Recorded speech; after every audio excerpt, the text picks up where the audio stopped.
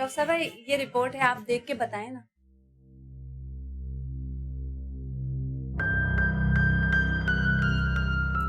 इलाज की जरूरत आपकी बेगम को नहीं है, आपको है। हाँ जरा, लेकिन मुझे तुम्हारे आबाई घर की बहुत फिक्र हो रही है। देखो ना, अब तो फारूक भी वहां नहीं रहता, बिल्कुल खाली घर पड़ा हुआ है। अगर कोई वहां कब्जा करना चाहे तो उसके लिए ज्यादा मुश्किल नहीं होगा। आप ठीक कह रहे हैं, मैंने तो इस तरह सोचा ही नहीं। प्लीज हसीब, अब आप ही बताएं क्या करना चाहिए, कैसे हम सेव करें अपने घर को। किस तरह बात कर रही है मुझसे, अपनी भाभी से?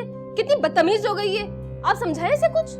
क्यों बीबी, नीलो क्यों समझे, तू क्यों नहीं समझ रही? अरे तू इस घर पे जो ख्वाब देख रही है ना हुक्मरानी के, वो मैं पूरे नहीं होने दूंगी।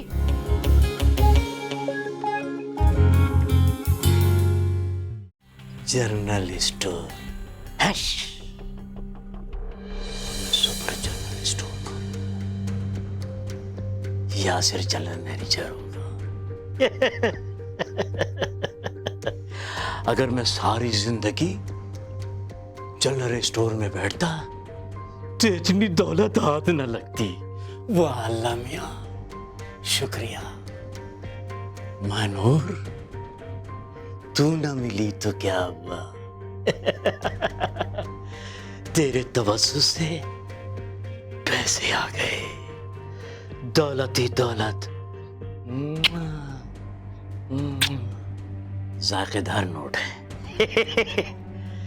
3 शादी और करूंगा मैं, 3 शादी और। तुमने ये क्या किया कमरू? मैं तुम्हें कभी माफ नहीं करूंगी। तुमने मानूर का सौदा कर दिया, बेच दिया तुमने मेरी बहन को कमरू। तुमने उसकी शादी नहीं की, तुमने उसका सौदा कर दिया। कभी माफ नहीं करूंगी मैं तुम्हें, कभी माफ नहीं करूंगी। चल हट। मैं और माफी? तो क्या समझती है अपने आप को? हैश, मैं तुझसे माफी नहीं मांगूंगा। खुदा बेड़ा गर्क करे तुम्हारा कमरू। तुमने एक मासूम लड़की की जिंदगी बर्बाद कर दी, कभी माफ नहीं करेगा खुदा तुमको। तुमने क्या किया कमरू ये? हाँ, तू क्या समझती है कि इसका गुनहगार सिर्फ मैं हूं? नहीं, तू ही थी ना, तूने ही उसको निकाह के लिए राजी किया था। या अल्लाह, ये मैंने क्या कर दिया? अपने ही हाथों से अपनी छोटी बहन को तबाह कर दिया।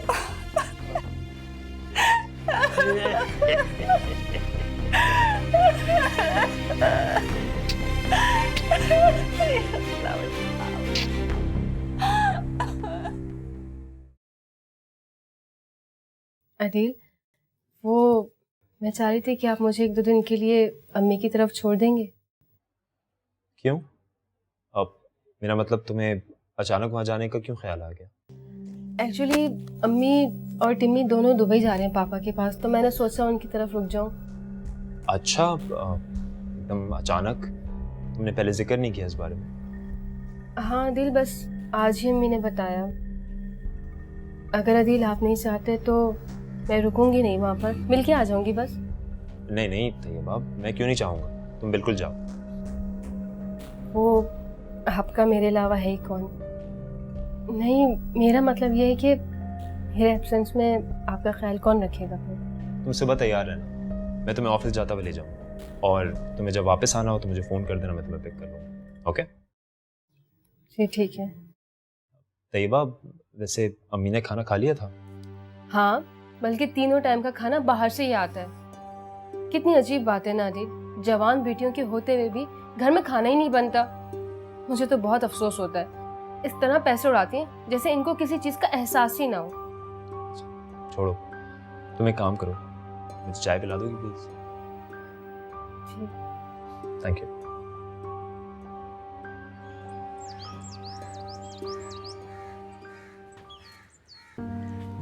ये लो अफशी, चाय पियो। अच्छा किया तुम आ गई, वैसे भी दिल बहुत घबरा रहा था। वो तो सब ठीक है, मगर तुम्हारे चेहरे पे निशान कैसा है? वो कुछ नहीं, ऐसे ही चोट लग गई थी। बस नगीना बहन, रहने दो। सब जानते हैं कमरू भाई का रवैया तुम्हारे साथ कैसा है। बस क्या कर सकते हैं, ये तो अपने अपने नसीबों की बात है। आय हाय नगीना बहन, बड़ा ही दुख होता है मुझे तुम्हारे इन जख्मों को देखकर। कोई पूछे इन पक्की उम्र वाले मर्दों से जो जवान बीवी के होते हुए उनको खुश रखने के बजाय अपनी ही एहसास कमतरी में मुब्तला रहते हैं। ओ भाभी जी जाइए, आपका मियाँ आपका इंतजार कर रहा है, जल्दी जाएं। कमरू भाई, आप मुझे किस तरीके से बात कर रहे हैं? बात सुनो भाभी, तुम जैसी बीजमालो औरत से ऐसे ही बात करनी चाहिए। तौबा तौबा, आपको तो औरतों से बात करने की बिल्कुल तमीज नहीं है। चल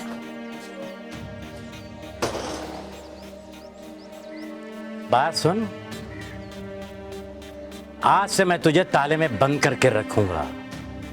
पड़ोसन से मिलकर भागने की प्लानिंग कर रही है तू, जान से मार दूंगा, समझे?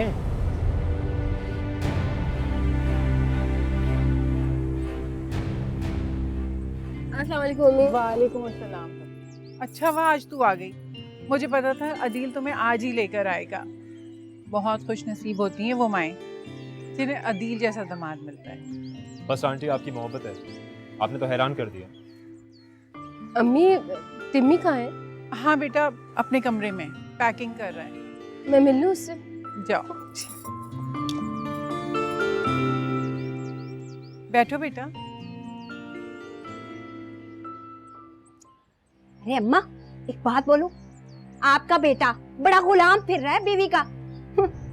साथ लेके चला गया उसको। हाँ तो क्या हो गया अगर भाई भाभी को लेके उनकी अम्मी के घर चले गए तो? तुम तो चुप ही रहो, समझी? सब जानती हूँ मैं, सब पता है मुझे। माँ के घर का बहाना करके ना सैर सपाटे पे गए हैं दोनों। ए नब्बो, अब तू ना जलती हुए तेल का काम मत कर। पहले घर के हालात कितने नाजुक चल रहे हैं, देखा नहीं है तूने? उसने तो बात तक करना छोड़ दिया हमसे। हाय हाय अम्मा, तू तो बिना वजह ही परेशान रहती है। अरे खुश है अपनी बीवी के साथ तो खुश रहे, हम भी ऐसे ही खुश हैं अम्मा, हमें भी कोई परवाह नहीं है। ऐसे अम्मा, कितने दिन हो गए घर में बैठ बैठ के मैं तो बोर हो गई हूँ, कहीं शॉपिंग पे ना जाए अम्मा? बिल्कुल ठीक कह रही है नब्बो। अरे इस कैद खाने में तो कैदी होकर रह गई मैं। आज कहीं घूमने चलते हैं, बिल्कुल तैयारी कर ले अब। हाँ अम्मा, आज ही शॉपिंग पे जाएंगे और ना मैं गोलगप्पे भी खाऊंगी। तुम्हें किसने कहा कि तुम्हें साथ लेके जा रहे हैं? अम्मा, इसकी वजह से फसाद खड़े हुए हैं, इसको नहीं साथ लेके जाना हमने। देखा अम्मा तुमने, ये आपा जब से यहाँ आएंगे ना, मेरे और तुम्हारे बीच में नफरत की दीवार खड़ी कर रही हैं। आज तुम फैसला कर लो अम्मा, या तो तुम इनके साथ दो या मेरा साथ दो। और फैसला करने से पहले ये जरूर सोच लेना कि ये 2 वक्त की रोटी भी नहीं खिलाएंगी तुमको। मुझे रोटियां पकाने का कोई शौक भी नहीं है, मासियों वाले काम मुझे वैसे भी पसंद नहीं है। अरे नब्बो चुप हो जा। अरे छोड़ दे मेरी बच्ची का पीछा, वो तो वैसे ही अल्लाह मियां की गाय है। अम्मा, तुमने मुझे गाय बोला? रुक जाओ, अब तो मैं वो सारी बातें भाई को बताऊंगी जो उस दिन बताना भूल गई थी। अरे बदबख्त कमअकल, चुप हो जा। देख लिया अम्मा, हिमायत करने का नतीजा। अब और हिमायत करें इसकी। मेरे ख्याल में मैं तो जाके तैयार होती हूँ, ये ना हो सैर पे जाने का इरादा ही बदल जाए। मैं जाती हूँ। तू भी तो क्या ओड़म बोड़म बोलती रहती है। चल जा, तू भी तैयार हो जा। बेटा तुमसे एक बात और करनी थी। देखो बेटा, जा तो रही हूँ लेकिन अब मेरा दिल सिर्फ तब्बों में ही लगा रहेगा। हमारे सिवा उसका यहाँ है ही कौन। बेटा तुम्हें उसका पहले से ज्यादा ख्याल करना होगा, मेरी तब्बों को कोई तकलीफ ना हो। अरे आंटी कैसी बातें कर रही हैं आप, तैयबा मेरी जिम्मेदारी है, आप बिल्कुल परेशान ना हो, मैं उसका पूरा पूरा ख्याल रखूंगा। शुक्रिया बेटा, तुमने तो मेरी परेशानी खत्म कर दी। अल्लाह तुम दोनों को हमेशा सलामत रखे। देखो बातों बातों में ख्याल ही नहीं रहा, तुमसे चाय पानी का तो पूछा ही नहीं। अरे नहीं आंटी, कोई जरूरत नहीं, मैं तो बस तैयबा को छोड़ने आया था, मुझे ऑफिस जाना है। हम कल मिलते हैं, कल इंशाल्लाह चाय पे। अच्छा चलो ठीक है, अल्लाह हाफिज।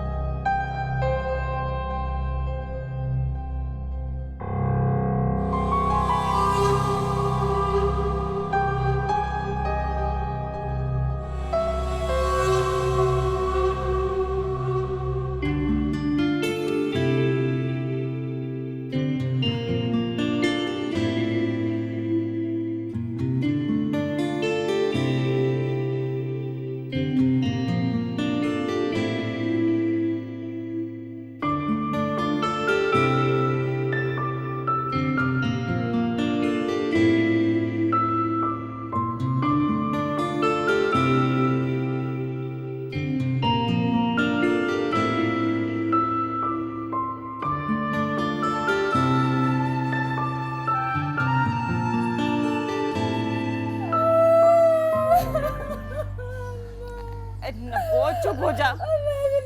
बर्बाद हो गई अम्मा, बर्बाद हो गई। अरे चुप हो जा, कितना रोएगी और, चुप हो जा। अरे अम्मा, उस चुड़ैल को देखा था कैसे कैसे मुझे जला रही थी, और वो फकीर फुकरा सादत उसे शॉपिंग पे करवा रहा था। और अम्मा देखो, जब मैं मांगती थी ना, एक ढेला नहीं होता था उसके पास देने को। आपा, तुम ज्यादा झूठ तो नहीं बोला करो। सादत भाई तुम्हें इतनी सारी चीजें दिलाते थे, वो याद है अम्मा? वो पिंक वाला सूट, वो जो पूरे 14,000 रुपए का आया था, जो तुमने अगले दिन ही जला डाला था। अम्मा, अपनी इस गाय को समझाओ, देखो मुझ पे कैसे बातें कर रही है। हाय, मेरी तो किस्मत ही खराब है। अम्मा तू सच कहती थी, उसने सादत पे कोई काला इल्मी किया है, इसलिए मेरा सादत बदल गया मुझसे। नब्बो, तू बिल्कुल ठीक कह रही है। अब तो ना मुझे भी पूरा यकीन हो गया है, उस कन्मुई ने जरूर काला जादू करवाया है। ए अल्लाह, मरते हुए ना उस मनूस को कलमा भी नसीब ना हो, जिसने मेरी बच्ची का दिल दुखाया। तू फिक्र ना कर मेरी बच्ची, कल हम दोनों ना वो जिलानी बाबा के पास चलते हैं और कुछ पक्का तोड़ कर वो क्या आते हैं उस मनूस मरी का। चुप हो जा, चुप हो जा। एक तू ही है जो मेरे दुख को समझ सकती है, बाकी सारे मुझसे जलते हैं अम्मा। चुप हो जा। ए नीलो, जा जाके चाय बना के ला। अरे चल चल के मेरे तो घुटनों में ही दर्द हो गया। अम्मा, कभी इनको भी बोल दिया करें कि किचन में जाके कुछ काम कर ले। ये अच्छा है भाई, थोड़ा सा ड्रामा करो और फिर सारा दिन फुर्सत से बैठ के रोटियां तोड़ो।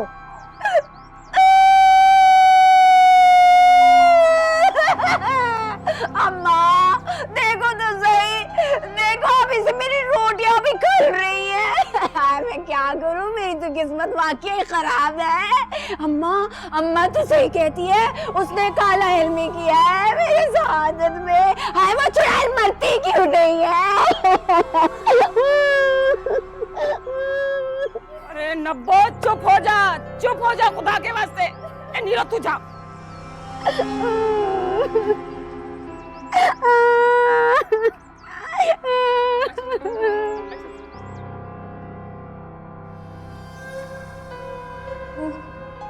यहाँ से फरार का कोई रास्ता नहीं है। आखिर पुराने खिलाड़ी हो तुम, मुदस्सिर तालपुर। जाने कितनी लड़कियों के साथ तुम जैसे अय्याश लोगों के लिए सिर्फ लड़कियाँ टिश्यू पेपर से ज़्यादा नहीं होती। इस्तेमाल किया और फेंक दिया।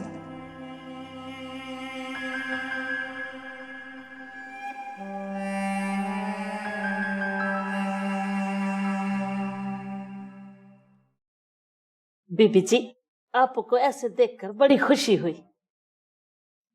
आओ भागभरी, यहाँ बैठो। बीबी जी, आपको मेरे नाम का कैसे पता? घबराओ नहीं, कल मैंने मुराद के मुंह से तुम्हारा नाम सुना था जब वो तुम्हें डांट रहा था। जी, मुराद साहब बड़ा अच्छा आदमी है जी। जब तक उसको गुस्सा न दिलाओ ना, तो बड़े प्यार से बात करता है। और अगर गुस्सा दिला दो तो फिर उससे कोई नहीं जीत सकता जी। बड़े दिमाग वाला आदमी है। बागबरी, अब तुम इधर ही क्या कर रही है? वो मुराद साहब, मैं बीबी को खाना देने के वास्ते आई थी। ठीक है, अच्छा मानी। क्या मेरे इससे बात करने में भी पाबंदी है? ना मैडम ना, अब बात करो इससे, बात करने पे कोई पाबंदी नहीं है। आप बात करो, किसने आपको मना किया है? ये तो भागभरी को पता है कब किससे कितनी बात करनी है। क्यों भागभरी? ठीक है ना? हाँ।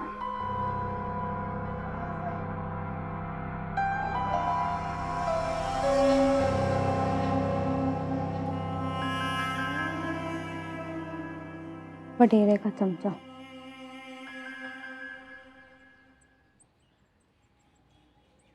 अम्मी, आपने पासपोर्ट और टिकट्स वगैरह रख ली थे संभाल के?